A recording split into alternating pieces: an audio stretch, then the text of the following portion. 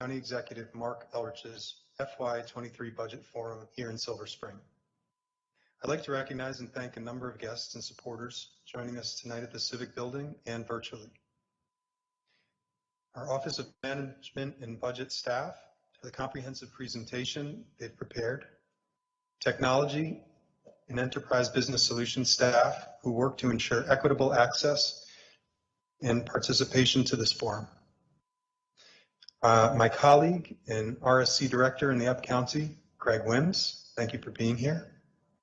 Community use of public facilities for hosting the event here at Civic Building tonight. Our Silver Spring Citizens Advisory Board and the Silver Spring Urban District Advisory Committee, members for your keen insights and support on a number of issues. And lastly, the Silver Spring Urban District staff, Chief of Operations Carson Henry, and the folks who you saw coming in today, who day in and day out work to ensure that streets are safe, clean, and welcoming here in Silver Spring. A little bit about the forum for tonight's format for tonight's presentation. This is a televised forum, and we have people participating both virtually and in person. We will be rotating questions later on in the audience and online. And if you are in person, just raise your hand, and we ask that you let us hold the mic. Important detail. Please don't grab it. I learned this from the best, one of our moderators, Ms. Lorna Virgili, and we will also have Barry Hudson honoring questions coming in on Teams Live. As this event is timed at about an hour and a half, please limit your questions and be respectful that others will also be chiming in. Some housekeeping information. Notice that there are exits as you came in the back and here in the front. There's a restroom just around the corner and down the hall. And we ask that you please sign in, not only to receive updates about what's happening here in Silver Spring, but also for contact tracing should that be necessary. And now I'd like to introduce John Silpy of our Citizens Advisory Board. Come on up, John.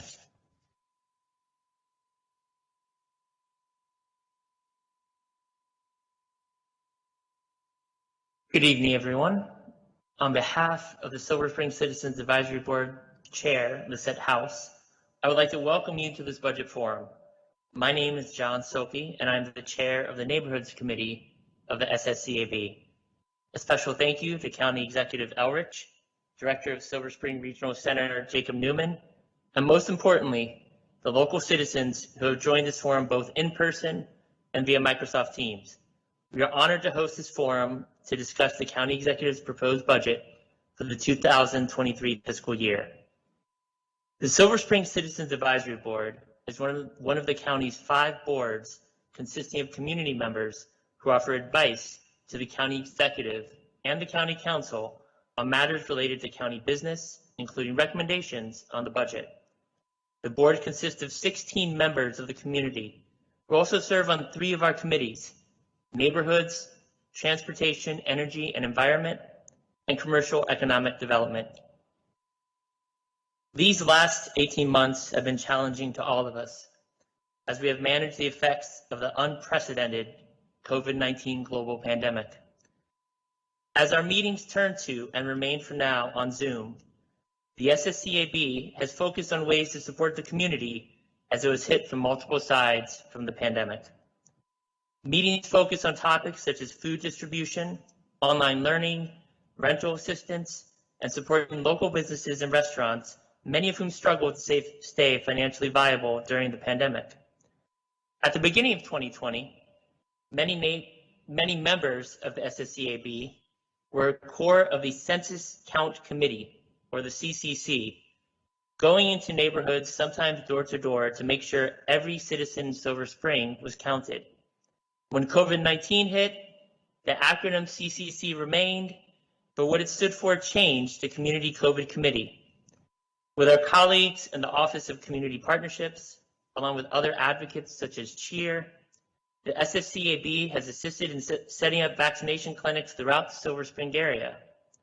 And in January 2021, in support of the National Day of Service prior to the inauguration of President Biden, the SSCAB conducted a clothing, food, and rental assistance drive. where we raised a van full of donations of clothing and food that was given to the Silver Spring Hub at Clifton Park Baptist Church, and nearly $700 in rental support that was given to the Renters Alliance. In addition to our direct outreach, our purpose is to advise our county's leaders and policymakers. Over the last 18 months, the SSCAB has written 10 letters to the County Council and the County Executive on topics such as pedestrian safety, economic development in downtown Silver Spring, and advice on the budget. Our advice letters on the budget have included requests such as more funding for library programming and more funding for MCPS parent liaisons, who often are the first line of support for immigrant families coming to our schools. We thank the County Executive and County Council members for their involvement in the budget process. We welcome the County Executive visiting Silver Spring tonight and sharing his vision for the upcoming fiscal year. We know that with any budget, there are always difficult decisions and a need for compromise. Certainly, that is something we're seeing play out at the federal level. We look forward to offering our advice and support as Montgomery County enters a recovery phase from the pandemic. And now, I'd like to welcome Gary Nalvin from the Office of Management and Budget for a presentation on the budget process and the current fiscal situation.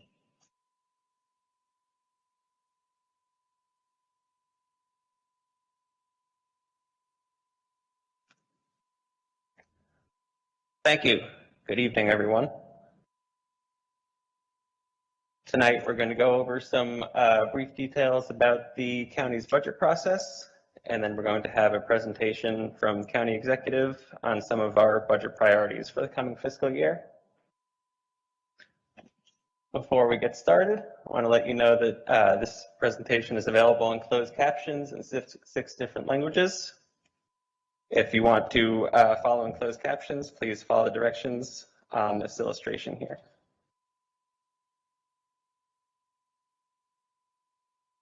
So again, tonight I'm going to be giving a brief presentation, giving you some details on the budget process, followed by a presentation from the county executive with some remarks on the county's budget priorities. And then we'll take some questions and comments from the community.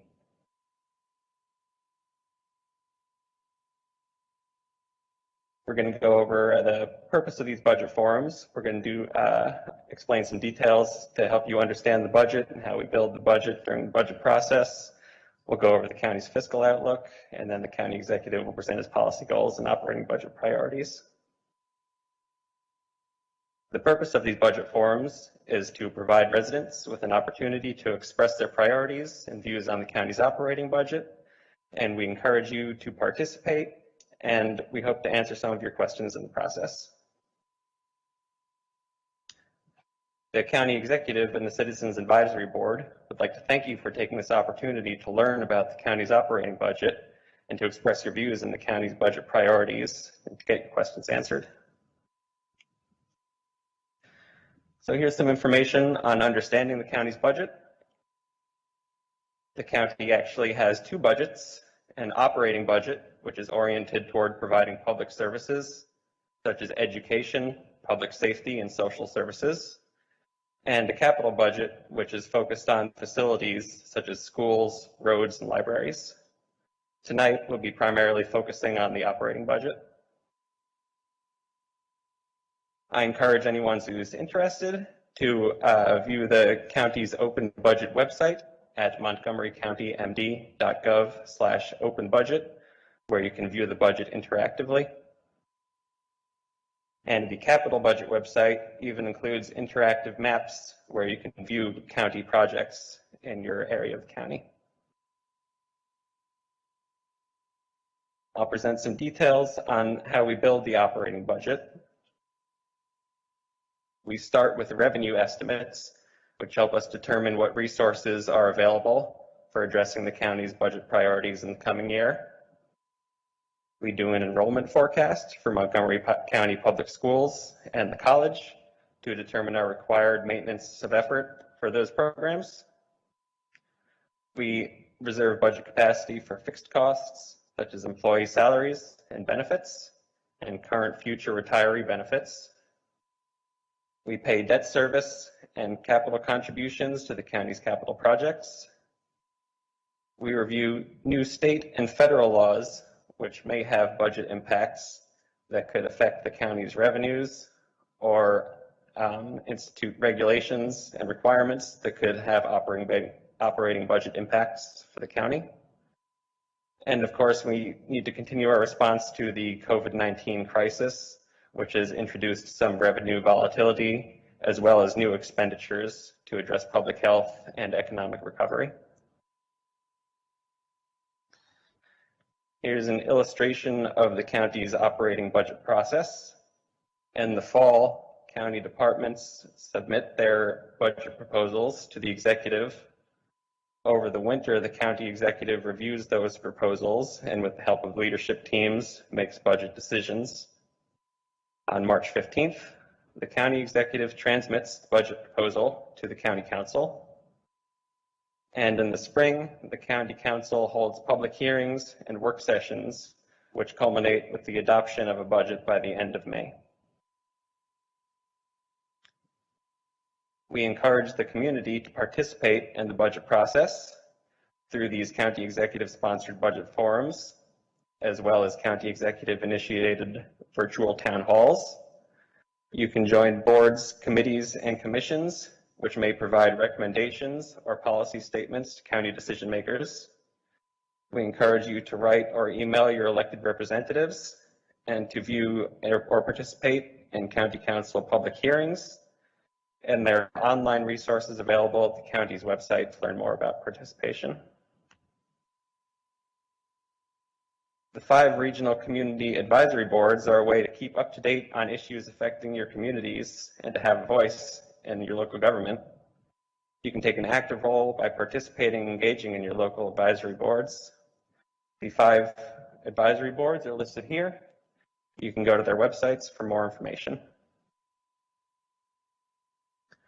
I'll now present some details on the county's fiscal outlook, which provides some context for our coming budget development.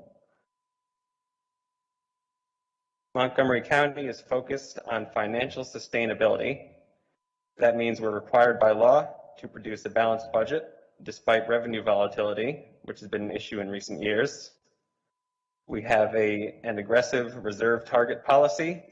We're looking to achieve 10% of resources in a reserve fund as part of that target. We manage the rate of growth of debt expenditures to ensure capacity to fund the county's public service programs.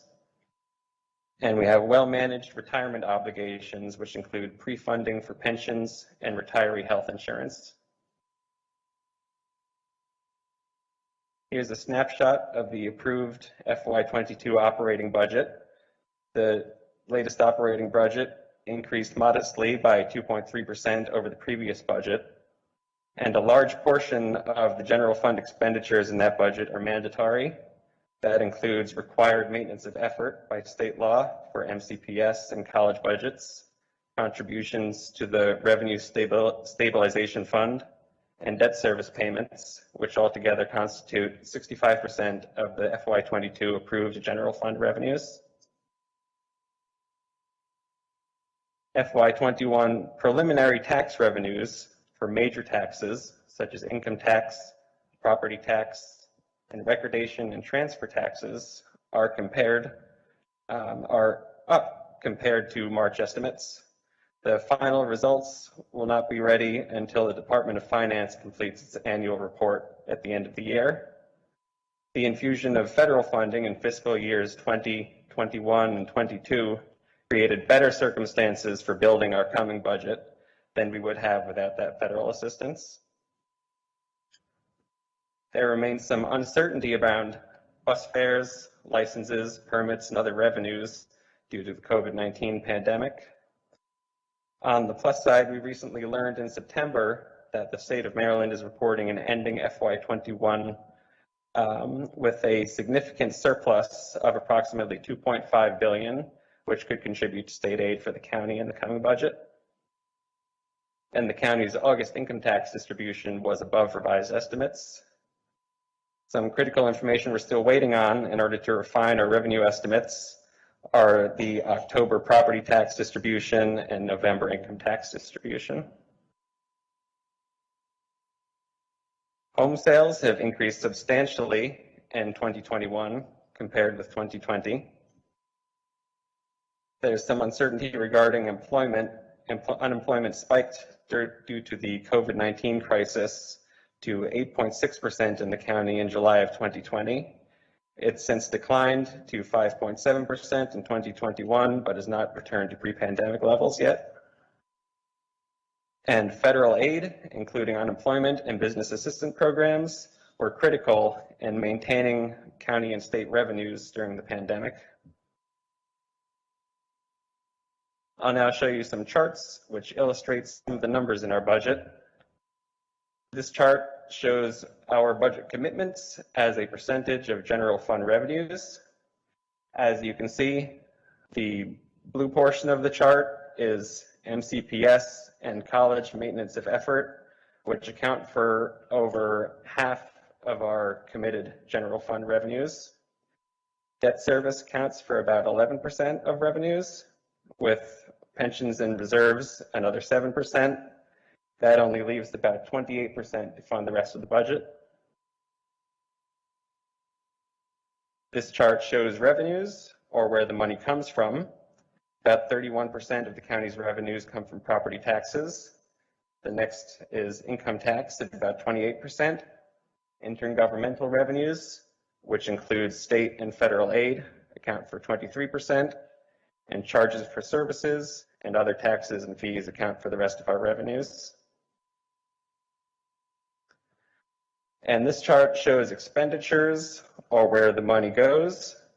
Total expenditures in FY22 were budgeted for approximately $6 billion, with nearly half of that, the light blue portion of the chart, going toward Montgomery County Public Schools. The next highest funded programs were public safety, debt service, and health and human services, which leaves about 30% of the expenditures funding the rest of the programs and services in the county budget. Now I'd like to introduce County Executive Mark Elrich, who will give you a presentation on the county's budget priorities.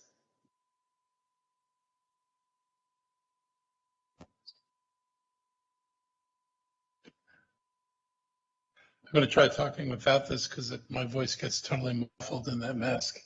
I wanted to start with the COVID in Montgomery County, and I think with slide, can we go with number 29 first? There. So, you're different. Your 29 is different than my 29. Yes. So this is where we are kind of today in terms of COVID response. We have, and we use CDC numbers rather than state of Maryland numbers, because state of Maryland doesn't include the people who got, for example, vaccinated in the District of Columbia or in other states. So without the CDC numbers, you don't get a true picture of where Montgomery County is. But using the CDC numbers, we've got about 84% of our population has one dose, and 76% of our total population has 2 doses or a single dose of Johnson & Johnson. The important thing to note is this is of our total population, and everybody under the age of 12 can't get vaccinated. So this includes a lot of people who can't get vaccinated as well as people who won't get vaccinated. In terms of the eligible population of people over the age of 12, if you're a senior over 65, we're virtually at 100% for 1 dose and 96% for 2 doses. If you're over the age of 12, it's 99% for 1 dose and about 90% for 2 doses. And if you're a young one between 12 and 17, the number is a little less certain, but basically you can see the range up there because it's hard. We don't have as much data or as accurate data, we think, on this group as we have on the other groups. But all told, you've got a picture of a county that is the most heavily vaccinated county of any jurisdiction over 300,000 people.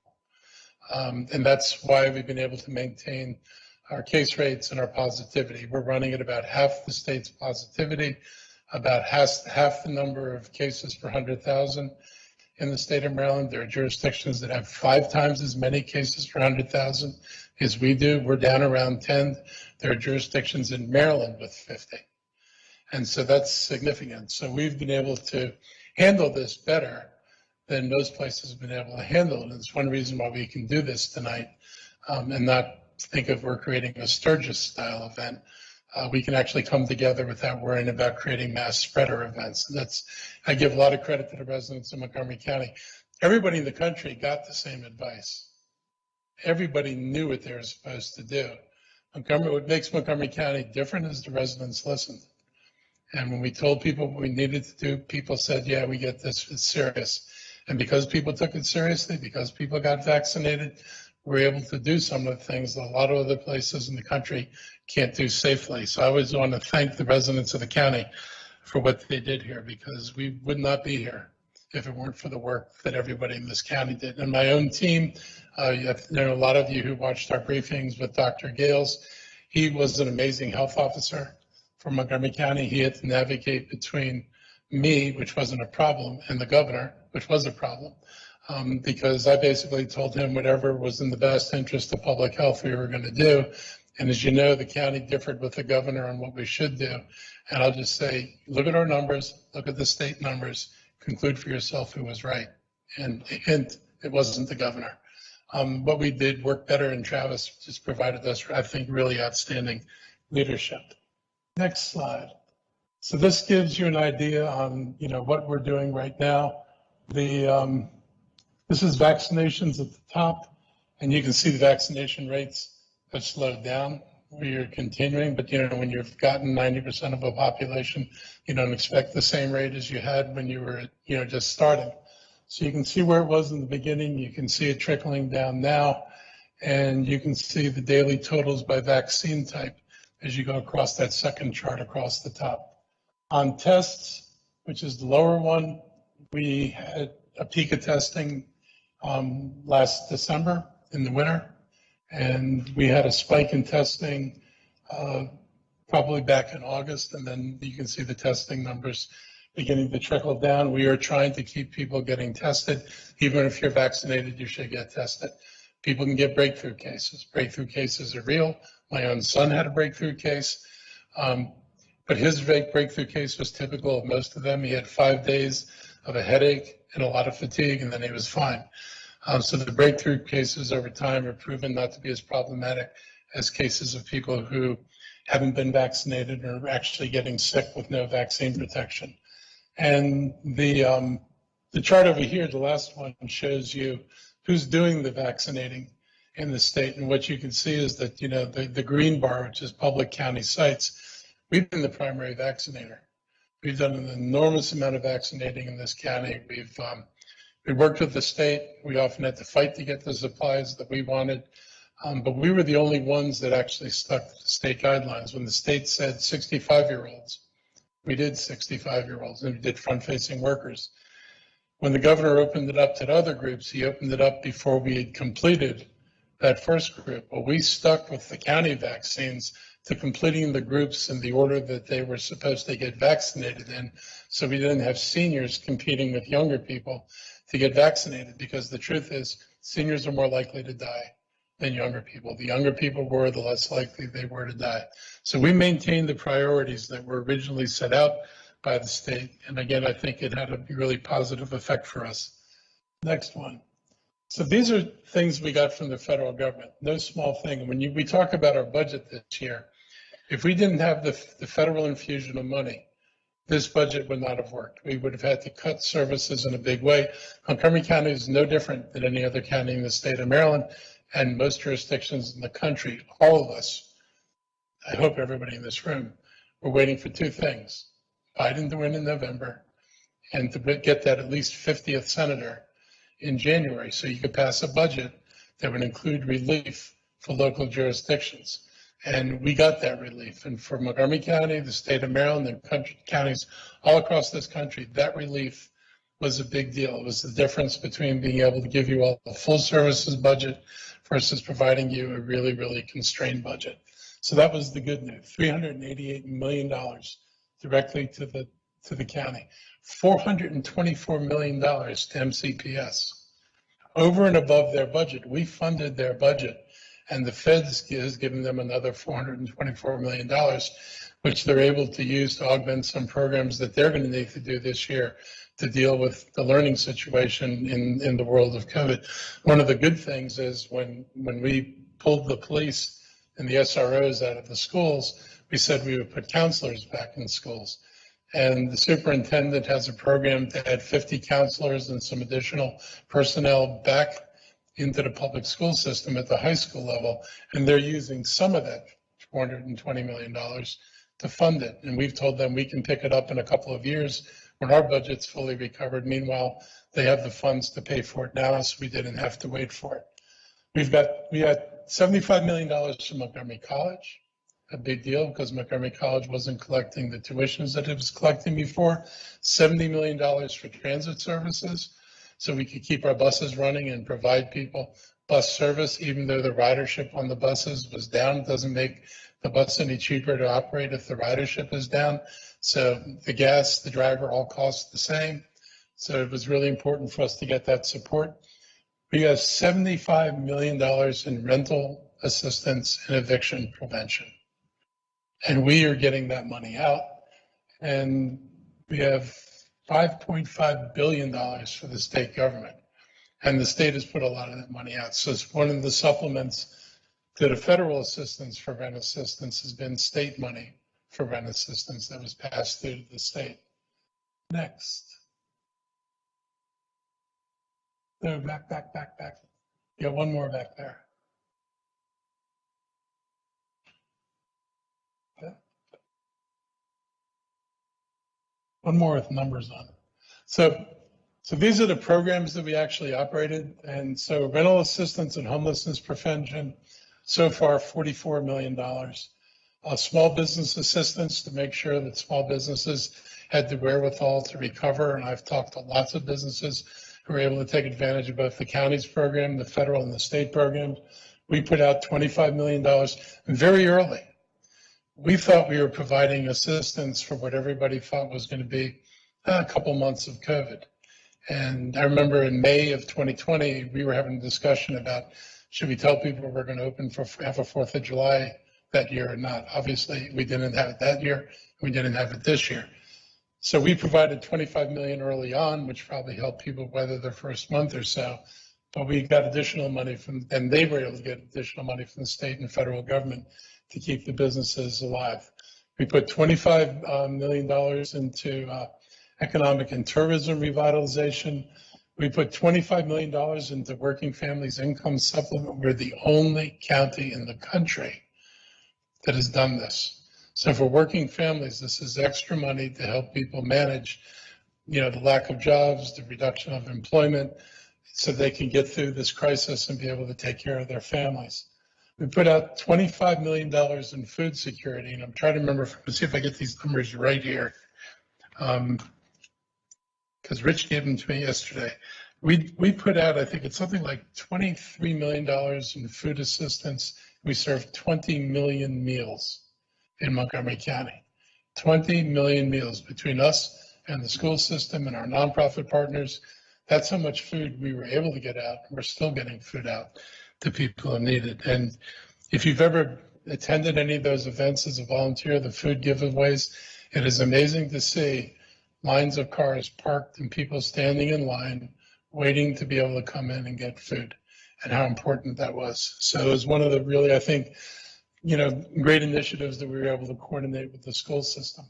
We provided $15 million in childcare assistance. We wanted to make sure that childcare programs didn't go out of existence, because we know when employment comes back, families are going to need those family childcare centers and the other daycare centers.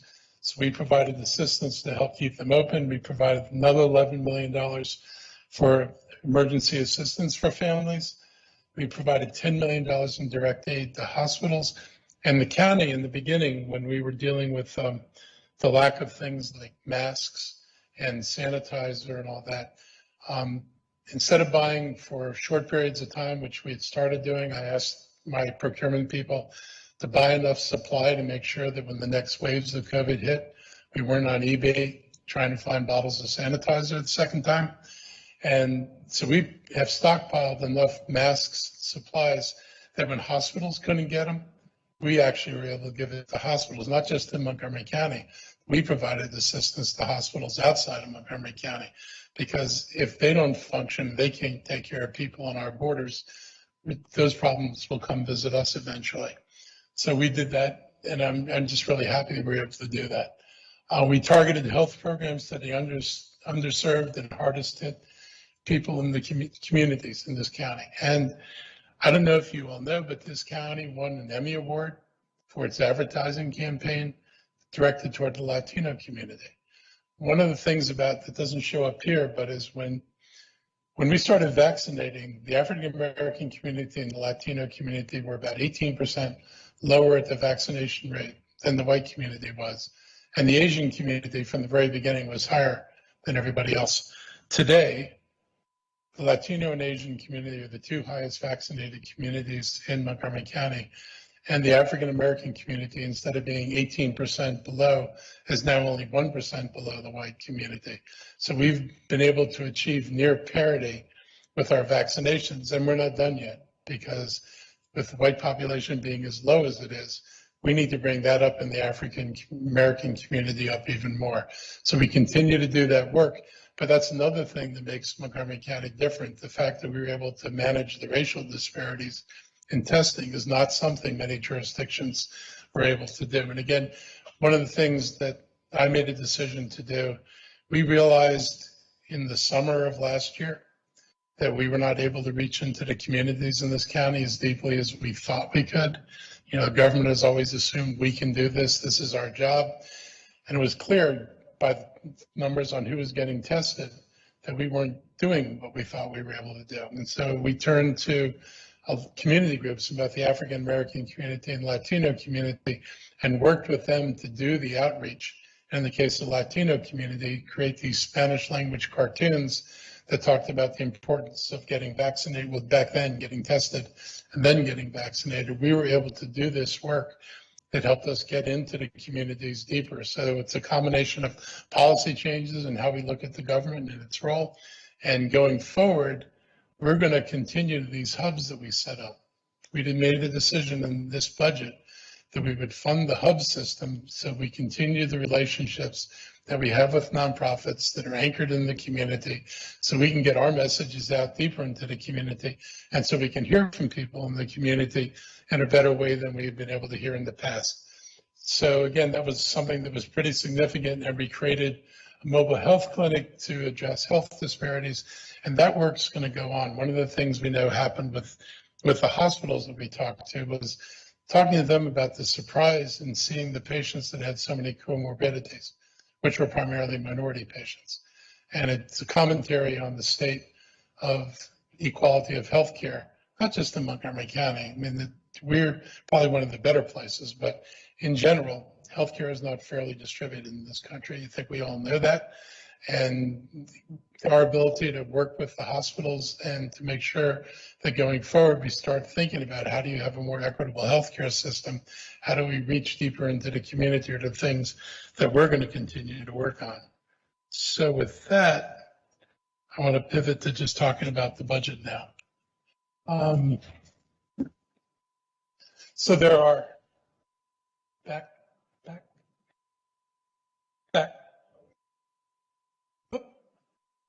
Okay, that one. So there are 5 areas of general interest that we're trying to focus on. One is educational opportunities for all. The second is equity and advancing social justice. Equity is everything from having a chief equity officer now evaluating our budget through an equity lens, frankly, looking at capital budgets to seeing where we make decisions to put major capital investments. Is money going to communities in an equal sense, or some communities more favored than other communities? We're doing economic development across the county. I'll talk more later about some of the initiatives we're taking, but this county has struggled to grow. We haven't created jobs in almost a decade to any serious degree. That's beginning to change a little bit right now. And we've got plans that we know we can do going forward to drive a more vibrant economy in Montgomery County. We work in our prioritizing environmental sustainability. We've got a climate plan that's out, and I invite you all to go on our website and read the climate plan. It's the most aggressive climate plan probably in the country. It doesn't answer all the questions because I don't have all the money. I mean, our ability ultimately to do anything is limited by the resources we have. But the plan outlines a path forward. And as we develop our own resources, as we evaluate different ways of doing things, and as we look for partnering with the state and the federal government, we're hoping we can get across some of the financial limitations that we face in our own efforts to do this. But our aggressive goals are 80% reduction in greenhouse gases by 2027 and 100% by 2035. I was on the council when we did that. I'll share the blame for that. But, our thinking was if we set achievable goals, we might achieve them and then we'd say job done. And if we set unachievable goals, we can never say job done. And so it's put us in a situation that we're never able to look at people and say we've got where we need to go. We know for this entire duration of the next 14 years, we are continually going to have to drive innovation in order to achieve the goals we want to achieve. And the last thing is effective and efficient public services. We've worked to make our services more efficient than they were before. We are working with the labor force to actively engage them in talking about how their jobs work and can we organize work in this county better. I'm not a believer that an employee should walk in and just assume that they're going to do the same job that somebody's been doing for 20 years. So I've asked everybody, my managers and my employees, to imagine that you're coming to work for Montgomery County and your first day on your job, and you came to the county because you wanted to do something. Now help us figure out how to do it. Because I guarantee you, we would not create government the way it is today if we started today. What we did in the past made sense in the past, but we need to look again at how we do things. We are behind in technology, and some of our organizations are antiquated. So we're looking at ways to be more efficient, not to save money. Frankly, when you look at our budget, you realize all the things we can't do, which is one of the disturbing things. So I'm not looking to save money so I can save money. I'm looking to save money so I can address the problems that we have to leave unaddressed with a budget that can't fund everything we need to fund. And to me, the most important thing is demonstrating with government that you can actually provide the services and the value to people that they expect. We've got some signature initiatives that we've been working on diligently since I came in. If anybody remember me when I was campaigning, I told people I'm not going to promise you anything. Great campaign slogan. But I knew we were going to run out of money.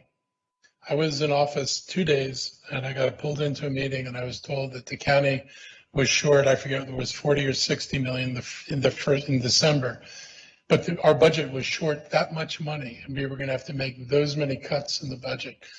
By March, after the state revised its budget estimates for the county, we were dealing with a $90 million deficit in the budget that we had to close. And that also affected projections for the next year's revenues. So not only were we handicapped in the first year, we were handicapped in the budget we were trying to put together for the first time that was my first budget. And that was a real handicap to the county to be stuck with that. Second year, we get COVID and the council says we're doing the same services budget, no changes. The third year, we have COVID and we don't know what our revenues are going to be. So it's basically a same services budget, no changes. That means we weren't able to look at, for example, nonprofits and think about what new nonprofit programs we'd like to try to fund because we knew there wasn't any money to do those things. So we were very restricted in what we were able to do in the beginning. But I said I was going to do early child care. And so we added $5 million and we've continued to add millions of dollars to child care because I'm a former teacher. And I know that if we do not get kids prepared by the time they enter school, and if they come to school unprepared to learn without the kind of background knowledge that many of us take for granted, that those kids are not going to have the same opportunities to be successful. So in my mind, the most effective thing we could do was to focus money on things like early childhood education. rather than making sure I had a Christmas tree of things that everybody everywhere could say, that's my thing, that's my thing, that's my thing. I wanted to focus on important things that I thought were more game changing and would really make a difference if we invested heavily. So we've been investing heavily in early childhood. We're preserving and increasing affordable housing. We have a development going forward in off of Veers Mill Road and Randolph Road, where all of the units are below 75% of area median income. That means below incomes of about $75,000. An entire development of 200 units. We worked on a project that in a master plan for Twinbrook, the council was able to get an agreement that tenants could apply, all tenants could apply for their apartments. We owned a small little piece of land that the developer wanted, and I would not give it to him until we got an agreement that included housing down to 30% of AMI, and until we got an agreement that not only could the tenants apply, but if they were in good standing with the landlord, when the redevelopment of the project began, the tenants would be allowed to return to their apartments, not have to requalify in income, not have to requalify in credit history, but if you were in good standing with the landlord, you got to come back. Those things are important because our affordable housing is shrinking, and if we don't preserve what we have, and if we allow new development to displace existing tenants and put them out on the street, it's just going to make things worse in Montgomery County. It's not going to make things better. And our goal is to do more projects like that, to partner with more people who are interested in affordable housing. And frankly, we're even looking at innovative building types. We're looking at people who are working with containers, who are working with prefab construction to find ways to bring down the cost of affordable housing. If you're a developer and you're building a high-rise building and it costs $400 to $500 a square foot, I'm not going to get much affordable housing out of that. If I can bring those prices down, and if I can work with nonprofit developers who are willing to do larger projects with lower and wider ranges of affordability, we can do a lot more to address affordable housing. That's what we're working on. We need to build bus rapid transit in the county. We have got to provide a transit system that works.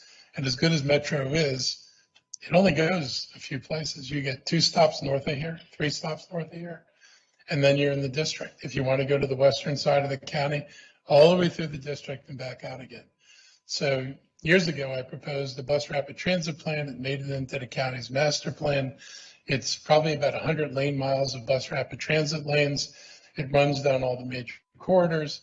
And we know from the business community, and the Post did a great article on this a couple of years ago, that they feel the biggest impediment to economic development is the lack of a transportation system, particularly the lack of a bus system that really functions. A bus rapid transit system, not more buses on the road traveling in traffic. More buses traveling in traffic and stuck in traffic is not going to entice people to use buses. We need dedicated rights of way. We need the ability for people to move at least as quickly in a bus as they would move if they were driving. And so we're looking to build out that network. And this is where changing what Montgomery County does is really important. Montgomery County cannot build anything. I don't want to alarm anybody, but our capital budget has no room for funding capital projects. We can build a single BRT line. I don't have money in the capital budget to pay for matching funds that would get us additional money for the school system from the state. We have been so constrained, and we have such a backward way of raising money that on the one hand, we get money from developers, on the other hand, they don't get anything from the money they give us.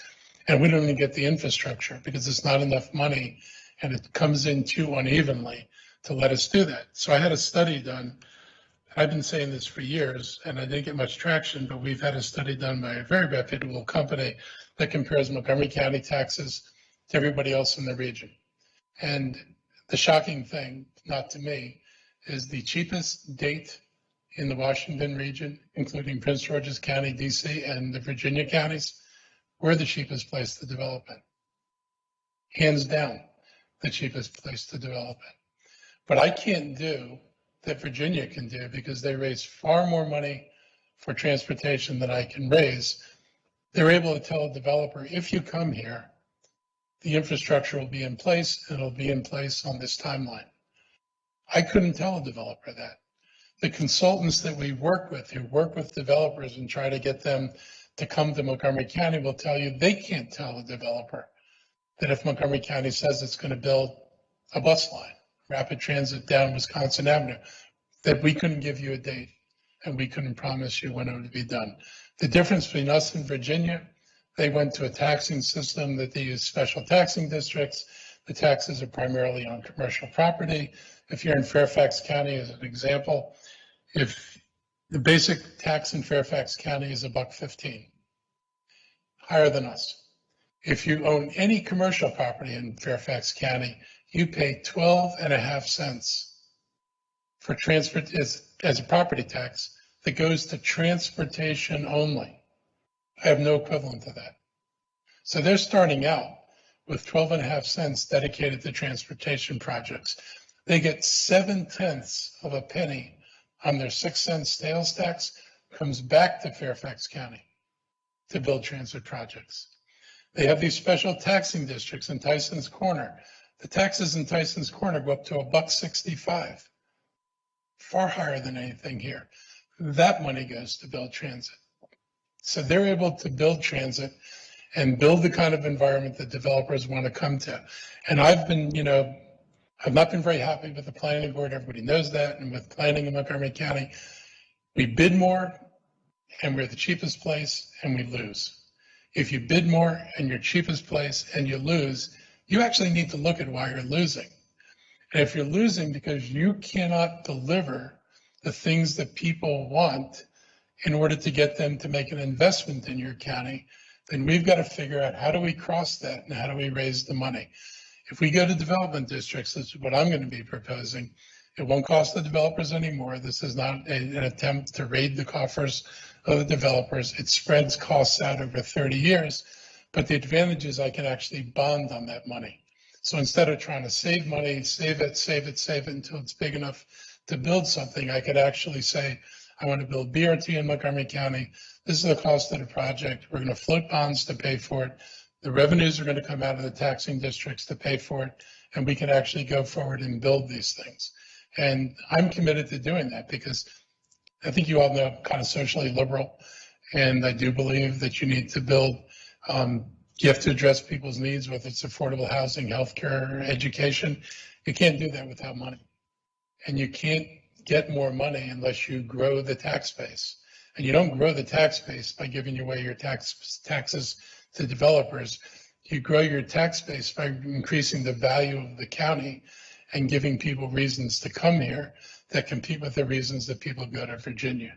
And so my goal is to try to set us onto a track where we can do the things that we want to do in Montgomery County and have the kind of future that I think everybody wants to have. We're committed to fighting climate change. So we've done real things already. I dedicated the other day a microgrid at the Brookville bus depot that is eventually going to house 70 electric buses and be powered by solar panels. We're putting solar panels on a landfill in Montgomery County. We're looking at more solar panels on our buildings. We're having discussions with the school system about using some of their space to put solar panels on, and for the first time the school system has said they want to do that.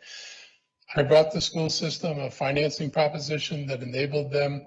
They put it out to bid. They got a company that came in and they're going to pay for the conversion of their bus fleet from diesel to electric for about what it would have cost them to buy diesel buses on the normal replenishment cycle. And that's a huge savings because electric buses cost a lot more normally. We're looking at the same mechanisms for us. We're going to 70 electric buses in fairly short order, I believe. We're looking at the hydrogen buses for longer rides. We're going to continue to build more microgrids. So we're doing everything we can to be both make energy efficiency more possible, but also to be examples to the business community so that if we can renovate a building and show that you can renovate the building, operate it efficiently and make it cleaner and greener, then it's a reason for a developer or a business person to be able to turn their building in that direction. So I'm a big believer if you're going to ask people to do something or tell people to do something, you have to be able to model it and show that it can be done. And that's some of the work we're looking at doing. We sent over to the council a green building code, international green building code. It's an update over the old code that we had in place. The council passed it, and that's going to require new buildings in the county to come up to the higher energy efficiency standards and greenhouse gas emission standards. We've sent over to the council what's called the Building Energy Performance Standards. We hope that they pass that in the next month or so. That will work with older buildings and require them to come up to more modern standards. And if you think about it, you cannot achieve any climate goals if you don't deal with the built environment. If you're going to add whatever the population is, 40,000 households, no matter how green I make those next 40,000 households, if the other 340,000 households in existing commercial buildings don't get any greener and they emit as many emissions as they emit today, there is no climate change achievement. So if we're going to do this, we have to deal both with what we do new, but we've also got to deal with the existing built environment. And those are the kind of things we're working on. As I said, we're improving economic and community development. When I came in, Sidney Katz is a council member, and he was the swing vote in getting us into the minimum wage when we raised the wage to 15. One of the agreements we made is if I became county executive, we would do a listening tour of businesses in Montgomery County. We would invite them to tell us why they don't want to do business here and why they tell their friends not to come here, so that we could learn from that and change the things we do. We brought back lots of recommendations. We've implemented changes in permitting and tried to remove the obstacles that get in the way of people building. We do a lot of things sometimes that, even in my opinion, are unnecessary, silly, cumbersome, and don't achieve anything. And we've got to figure out ways to be more efficient in how we deal with it. Because if you're a developer, time is money. If I tie you up for 3 years for something I should be able to do in a year or less, you're paying interest and carrying charges on a project. The bank doesn't say you don't owe me the payment on the land. And then you're dealing with 2 years of inflation. So whatever you thought the project was going to cost, if you started it when you planned on starting it, you're going to be wind up paying more for it if you pay for it down the road. So we know we've got to do a better job, and we're working to do that. We've put in all the regional service centers before COVID hit, we had economic development specialists assigned to the regional service centers. We wanted to bring economic development back to the community. Our focus has always been on the bigger fish, and we don't focus enough on the small fish. We are more focused on what big corporation can I bring here, not enough, and how do I help a small business survive and thrive in Montgomery County? How do we help people who have ideas for small businesses get the kind of support they need to put those ideas into place? And so we're providing those resources, and we're going to expand those resources, because we need to grow an economy that's not just technology and bio, which I love and are really, really important things. But for the kid not going to college and who needs other opportunities, being a tradesperson pays better than a teacher. You would never know that. Those jobs are avoided. We need to provide the opportunities for people to get a wide range of jobs in the county, to develop a wide range of skills, not just focus on the top. Top has high value, but we've got to focus all across the board so anybody in Montgomery County can find a future in Montgomery County. We are reimagining public safety. We don't have a bad police department. We don't have a modern police department. We are in many ways, when I look at some of the things that have happened that I know have caused the most pain for people, when you look at it, you don't look at it at rogue officers who went berserk and did something really, really bad. You're looking at people who followed their training, and their training inevitably put them in a situation where the ending was going to be bad. And we have trained people wrong. We train them too much to be warriors, too little to be guardians. We focus too much, and you see this if you look at some of these instances, an over-reliance on, can I point a gun at you and order you to do something, rather than talking to people and seeing whether you can talk people off the cliff. We have police responding to all kinds of social needs, whether it's drug addiction or whether it's the homeless, when they need to be in contact with social workers and mental health professionals, and arresting homeless people and sending them to jail. And then they come out Now you've given them a criminal record. So if they ever did get themselves straight and wanting to work, they're going to be saddled with a criminal record, which makes it impossible, or at least makes it hard for employers to swallow that they're going to hire them. We need a different, more holistic way of dealing with people who are struggling with mental health issues, so we can bring them back into the community and we don't handicap them when we bring them back. And we don't need police dealing with those issues because it's really unrewarding. I mean, you can talk to any police officer who will tell you, you took this person to jail, they did X, Y, and Z, which none of us would want to see. And the next day or day later, they're back on the street again. The same thing happens again. Repeat, repeat, repeat. If everything bad in our jobs repeated every day, we would not feel really good about it. And so those kind of things we've got to shift off to other forces in our society, and we're going to do that. And hopefully we'll get out of this in a much better space than we are today. And the other major thing is dealing with racial equity and social justice, of which reimagining police is a part of, but it's not the end of. We know that job opportunities aren't equal. I know that even in my own county, when I look at the requirements for jobs, we've begun wondering why we're requiring some of the skills that we require. Not everything requires a college degree. I came out, I'm in that first generation after World War II, where we were the ones, the kids of the fathers who were in the war who went to college. And pretty soon, because in the old days, if very few people had college degrees, they hired people who were just good students and energetic and motivated.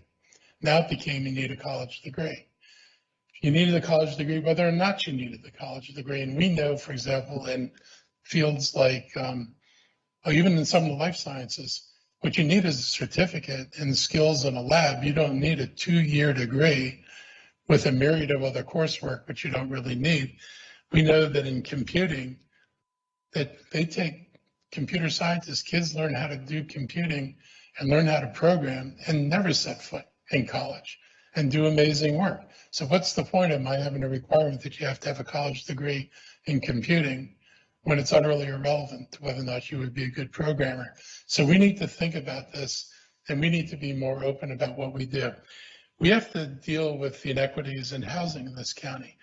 By and large, minority population are renters.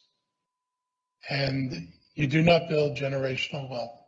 And the Black community in this county, like the Black community in this country, cannot build generational wealth if the only housing that they can afford is rental housing.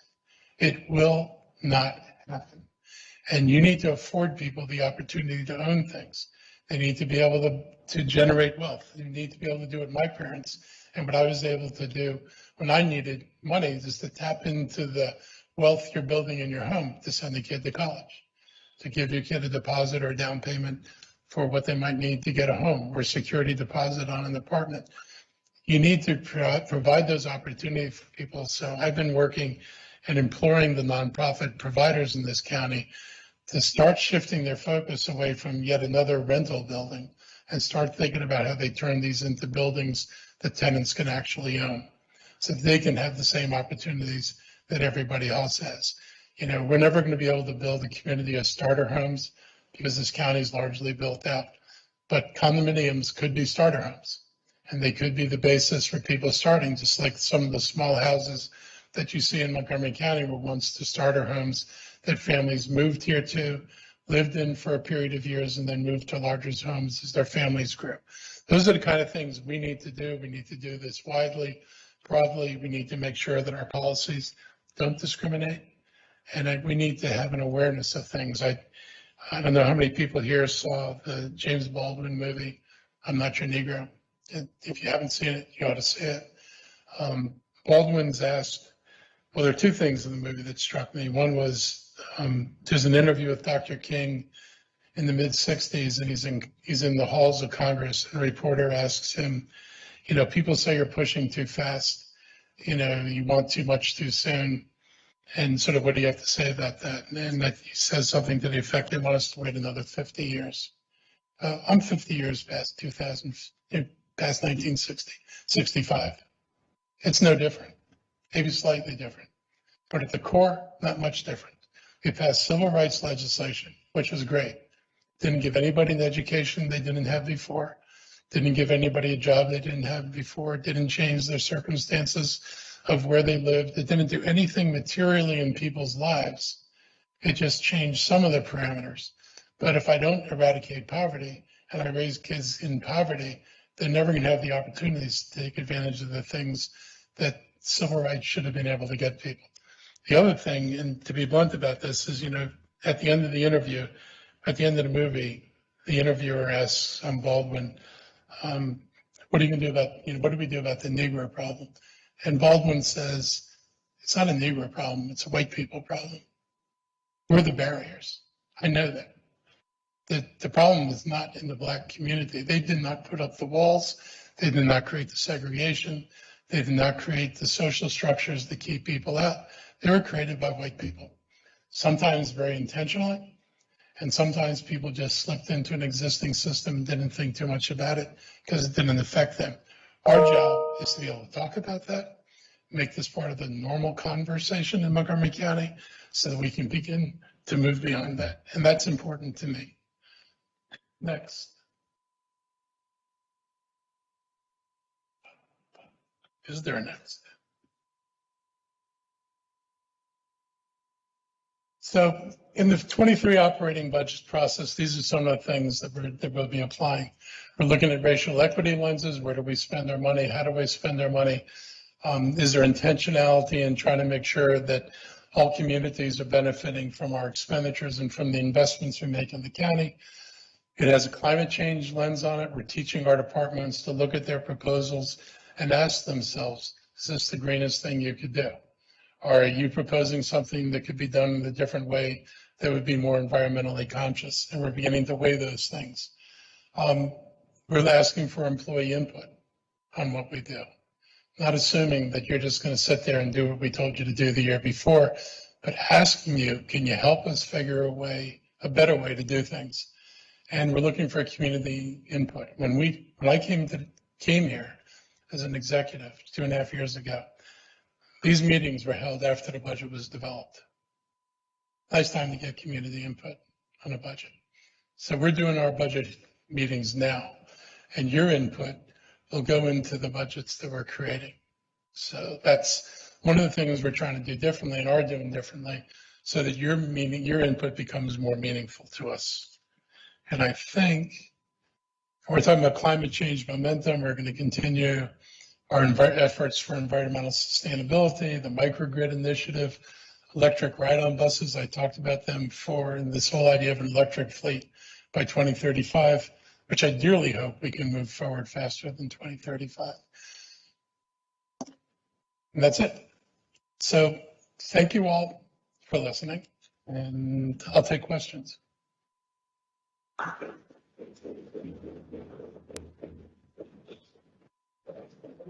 This is a reminder, we're going to ask a couple of questions in person. If you do have a question, feel free to raise your hand. Mike here. Sorry about that. Just as a reminder, we are going to have folks here in the audience. If you have a question, just raise your hand. We will alternate with some questions that have come in on Teams Live. It's myself here in the front, and Carson is walking around in the back. So if anyone has a question, just please raise your hand. Be happy to get to you. Here we go, in the front. And I'm going to hold this mic, just a reminder. You're familiar. My name is Simeon Tomaszewski. Thank you all for being here and the county executive for putting this on. My question is related to the funding for programs that were special funding increases for COVID-19 response. As we look at ending the pandemic, hopefully, how do those come down? How do we de-escalate that funding? Is it all at once as soon as everything's done, or do we try to coast those into long-term programs? So I think it's a combination. I mean, some things will reduce naturally. I mean, we always have food needs, for example, in the county. So I imagine we'll continue to provide food assistance, but hopefully as people go back to jobs, I won't have to provide it at the level that we do it now. We're obviously, as COVID hopefully diminishes, I'm always careful about this because We went through this in June. Remember how happy you were for about 10 days in June? And then all of a sudden it was like, here we go again. So you never know quite whether you're not going to have another here we go again moment. But we will keep looking at how we scale things back as the need declines, but also because we've learned a little bit more about the community and we're trying to develop these relationships with community groups. I hope that we actually do more work with communities, that we take advantage of the ability to reach out, that we actually learn more about what people need. You know, we do a lot of assuming about need because we've just had traditional ways of working with the community. I'm hoping that using non-traditional ways, which maybe 5 years from now will be considered the new traditions, that those will help us be better informed about what we need to deliver to communities. There's a lot of things that I'm frustrated about because over the last 2 years, we weren't able to expand any of the social programs, any of the nonprofits that do work in the community that work was needed before COVID, and we're saying no to it. We don't provide enough of a supplement, for example, to providers of mental health services in the community. And frankly, we rely on them to extend county services, and we're able to do it because they don't get paid county wages. We rely on the goodwill of a lot of people who work very hard jobs for very low pay. And I know that those employees need to do better too, because everybody's looking around them and realizing this is an increasingly expensive place to be. If I'm going to be here, I need a job that actually pays me better. And I think that's going to be a pressure, frankly, from some of the nonprofits, and it's a legitimate one. I've never looked at the nonprofits as trying to get money from the county. I hate that mentality. It's like these people are doing work that I need to do, and if they weren't doing it, I would have to do it.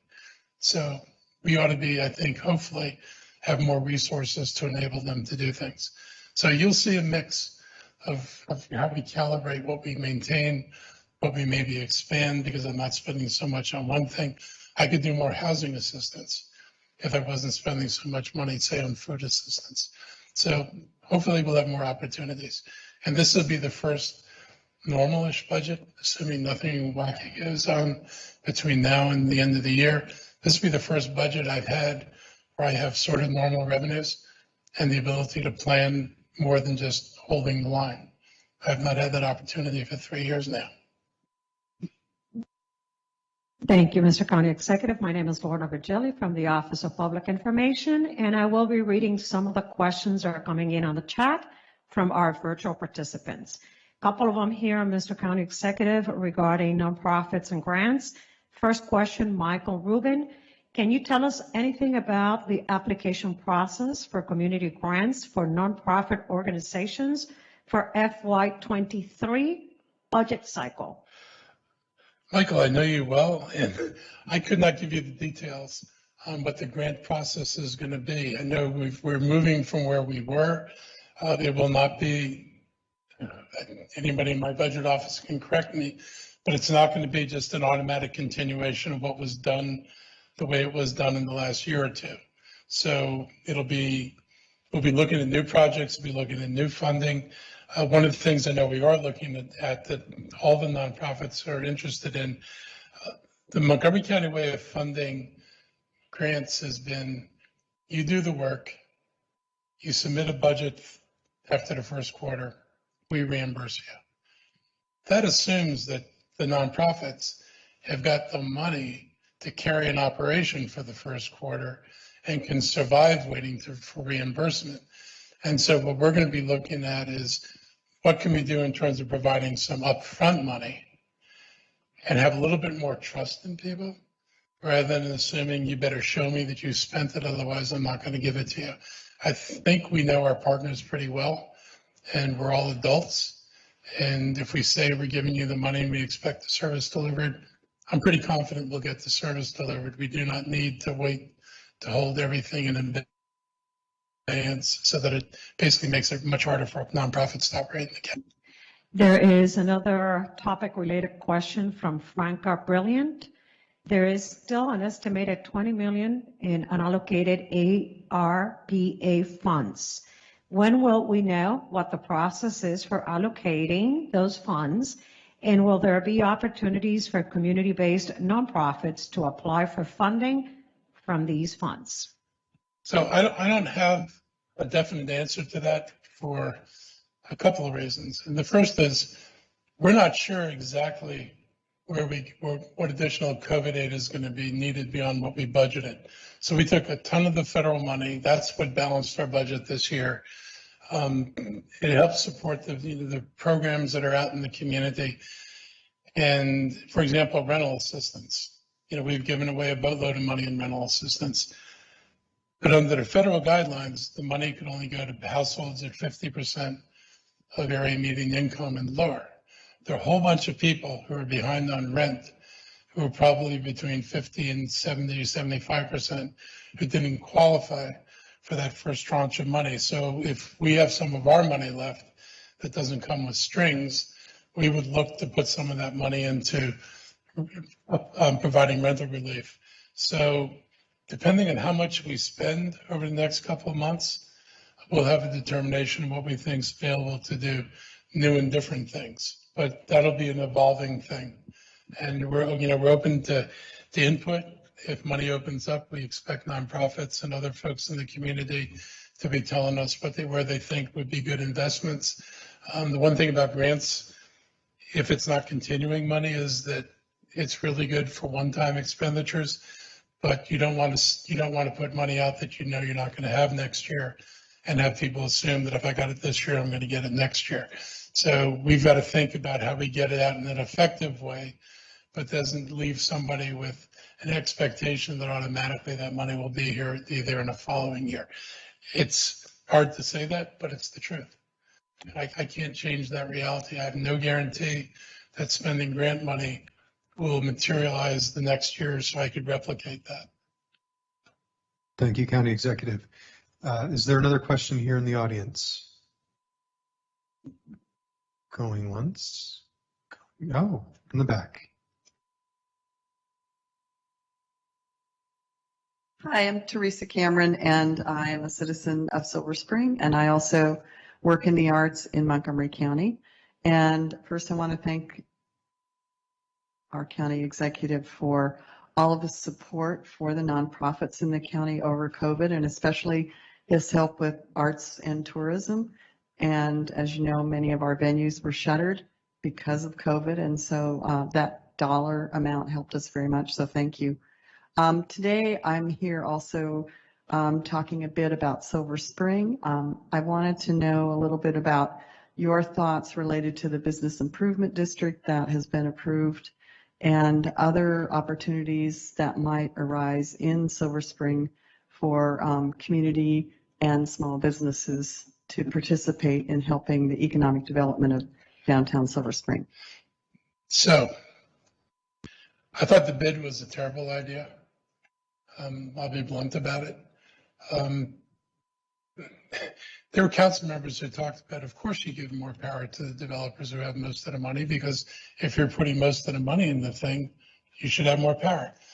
I can't think of anything more antithetical to democracy than the notion that you get to levy taxes on people and then you get the benefit from the taxes based on your wealth. That's frankly un-American. So I thought the bid was the wrong way to do it. We proposed an alternative, which is similar to the Bethesda Urban District, where would have been a larger board of community members and businesses that would have made decisions about where this money goes. The money was supposed to be targeted on advertising.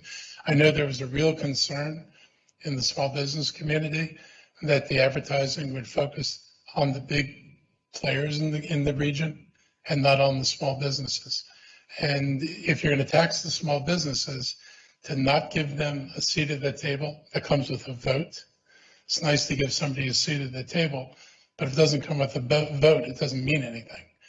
And to not give them the vote, they were very nervous that the money would not be spent in an equitable way to support all of the businesses in Silver Spring. We thought there was a better way to do it. The state legislature, which passed the enabling legislation, the delegates from District 20 that helped with this realized that the legislation was flawed. And they're going to go back to Annapolis and try to get the legislation amended so that it requires a more democratic structure than the one that the bid requires.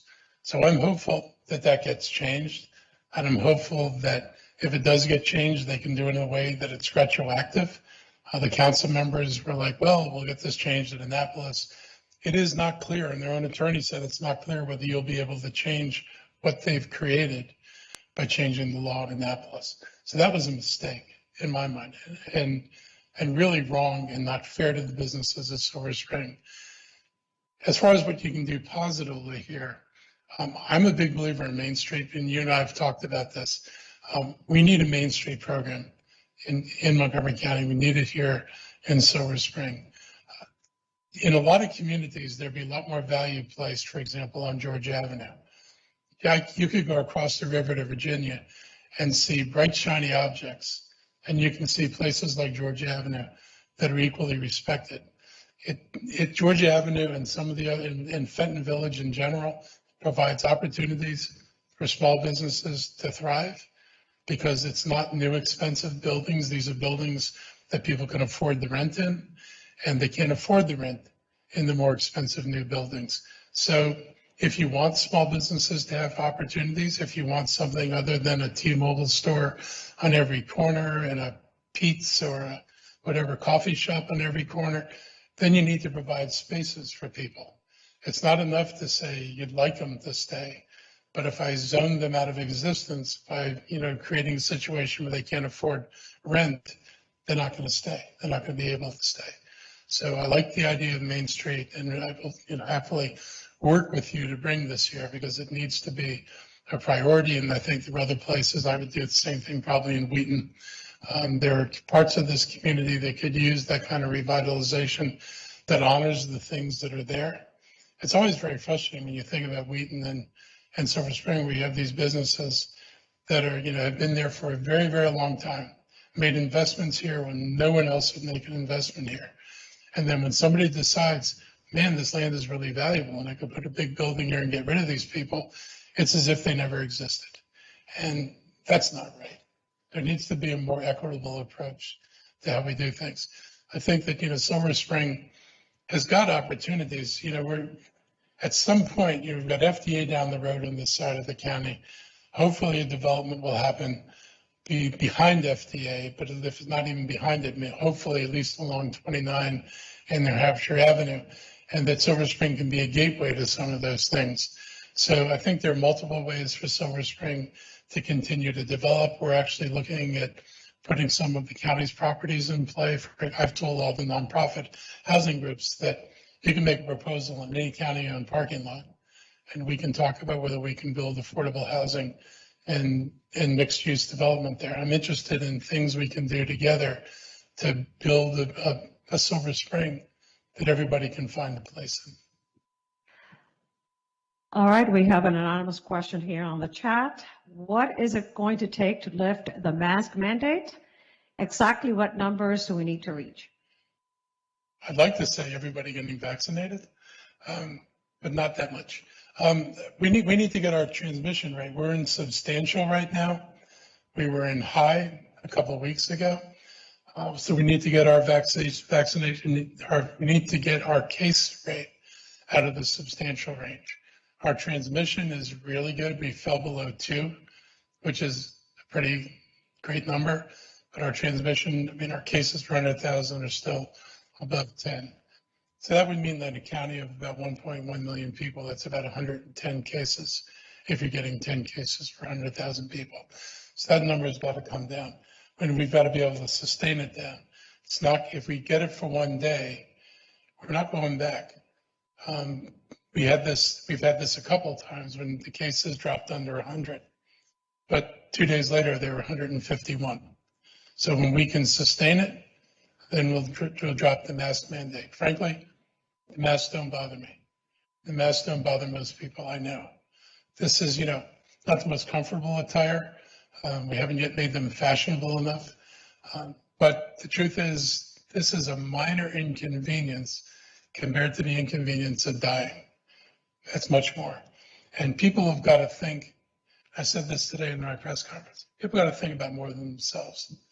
When I hear this stuff like, you're taking away my freedom, and I don't want to get vaccinated, that's my freedom. That's great. That freedom should not extend to your right to go to a restaurant and make somebody else sick. because you don't want to wear a mask and you don't want to get vaccinated. And if you're carrying COVID and you walk into a restaurant where all the masks are off and you spread COVID because you would be unfree if you had to wear a mask or get vaccinated, I'm not comfortable with that.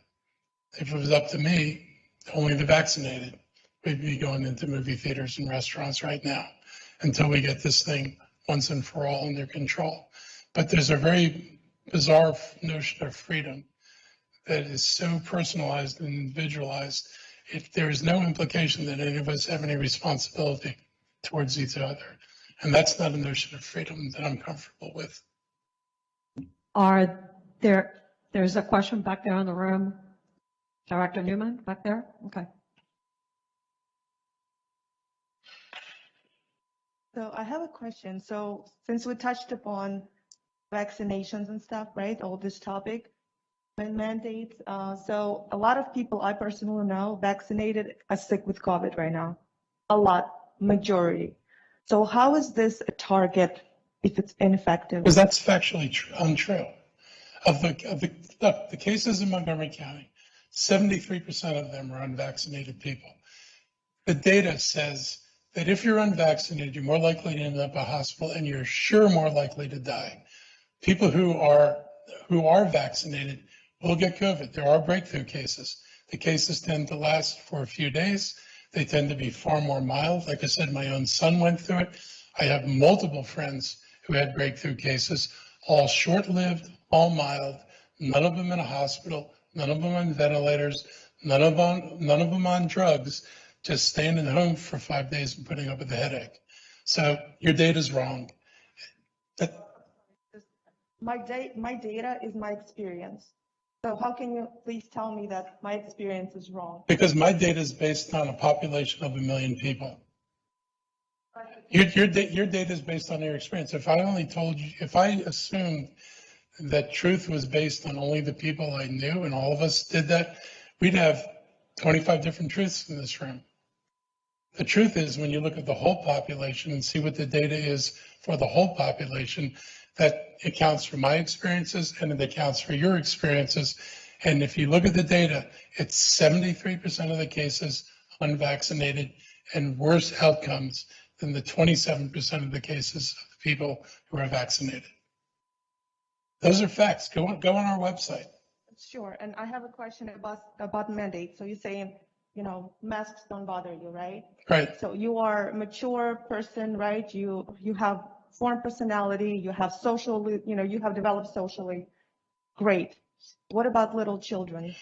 I was at Piney Branch Elementary School today. All the kids were masked. Happy, talkative children, talking to each other, standing in line, ready to go into school.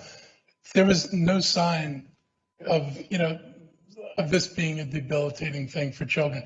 I would go by playgrounds and all the kids, they're probably wearing masks more than the adults are. All the kids are masked. I watch kids walking home from school. They don't get out of the school building and rip the mask off.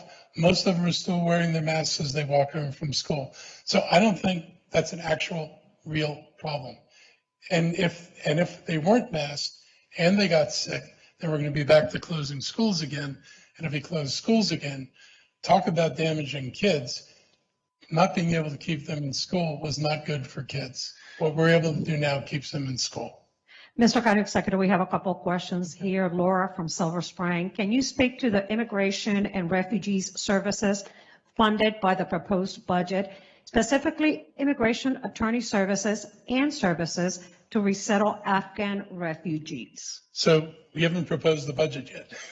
So those things will be built into the budget. We're getting refugees as assigned to us by the federal government, and we're handling it. We're making do with the out of the resources that we have available today. The federal government hasn't given us any money. I kind of feel like they ought to be giving us money, but they haven't yet. So we're dealing with it. And as we go forward in building the budget, it'll take into account the refugees and the services, like we've done for all the other refugee groups that come to Montgomery County. We've had a reputation for being an open and welcoming county. We've been willing to make investments in the immigrant community to make sure they can get a start on a different life in America, and we're going to keep doing that.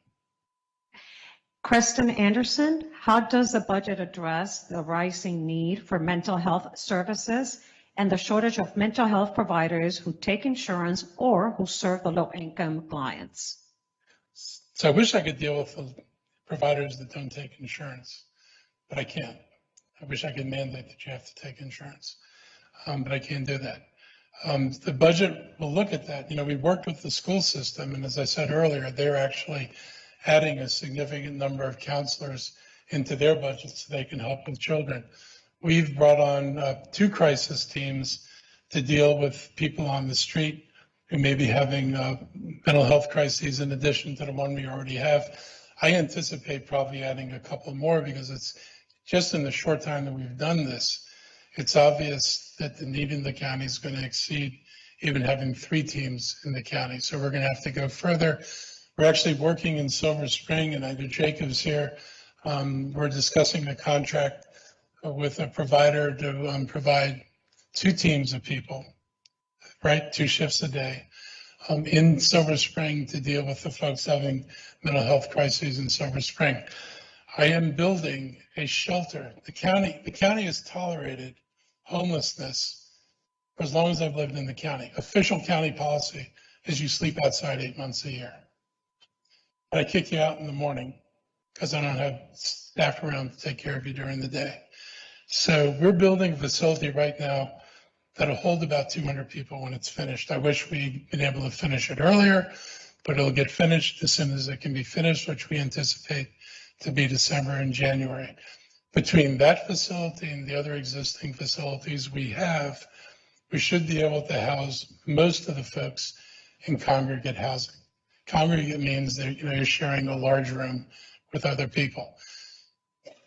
We are then going to look, and I'm already looking at, can we provide individual rooms for people who are ready to move out of congregate and into individual rooms. They go single room occupancy. We have one building, Bethesda, that has that. I'm looking to do more of that because there are people who are ready to have a higher degree of independence and can take care of themselves. And they're, I think some people would be surprised at how many people who are homeless could function if they could keep a job, if they had a place to shower and change.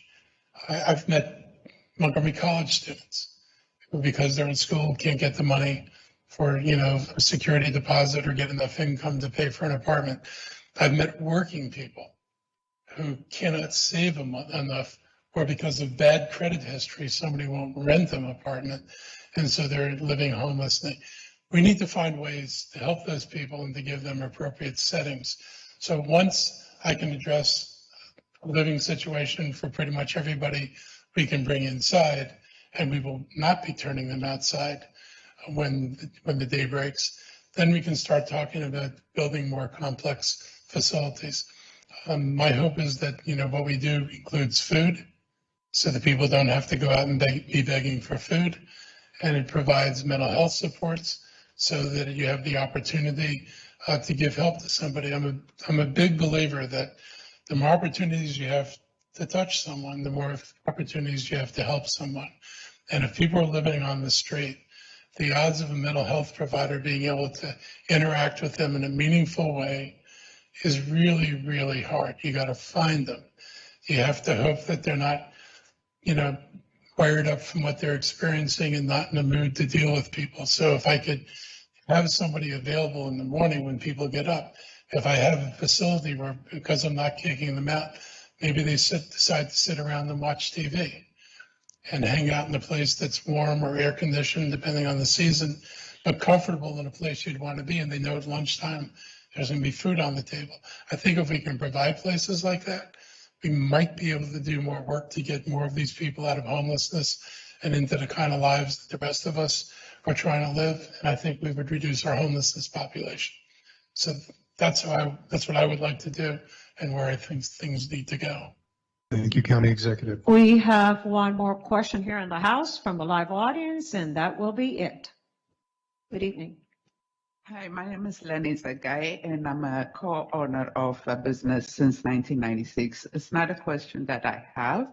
I just wanted to say thank you very much for supporting the Main Street. And even though it was a very hard time for the last 2 years, I just wanted to say thank you to the county to provide us. If it was not for the county, we would not be closed by now. So I just want to say thank you. Thank you.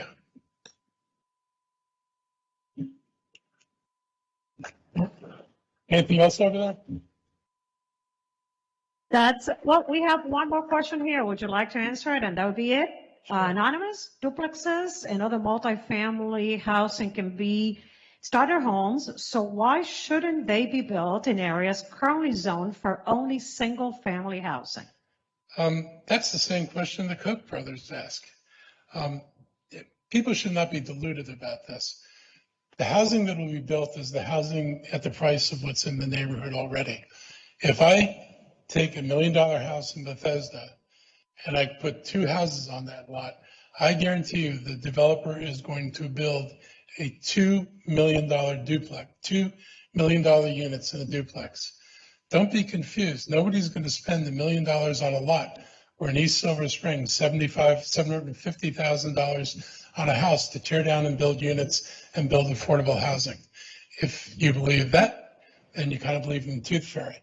It doesn't happen. And if you want to build affordable housing, you have to do it intentionally. No one in this county is building affordable housing unless they are told they have to build affordable housing. You look at Bethesda, we massively rezoned Bethesda. What's being built in Bethesda?